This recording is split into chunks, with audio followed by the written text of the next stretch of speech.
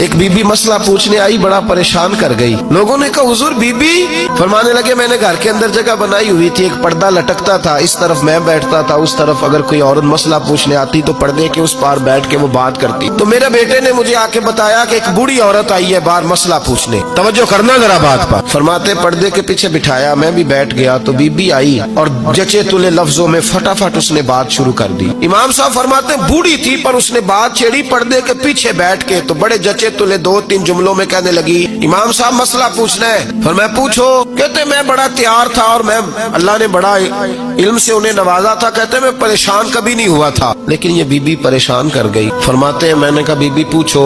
کہنے لگی حضور میں محنت کی کمائی سے روٹی کھاتی ہوں، چرخہ رکھا ہوا ہے، سوت کاٹ کے اس کی کمائی کھاتی ہوں، سارا دن مزدوری کرتی ہوں، کبھی کبھی کام رہ جاتا ہے تو 14ویں کے چاند کی روشنی میں چھت پہ بیٹھ جاتی ہوں تو چرخہ کاٹتی ہوں۔ بادشاہ کا لشکر میرے قریب سے کبھی کبھی گزرتا ہے، ان کے پاس بڑی بڑی لالٹینیں، بڑے بڑے ان کے پاس روشنی کے بندوبست ہوتے ہیں۔ لشکر بادشاہ کا گزرتا ہے تو بہت بڑا لشکر ہوتا ہے، کئی کلومیٹر تک وہ گزرتا جاتا ہے، تو کئی دفعہ اچانک اس کی روشنی بھی میرے چرخے پہ پڑ جاتی ہے۔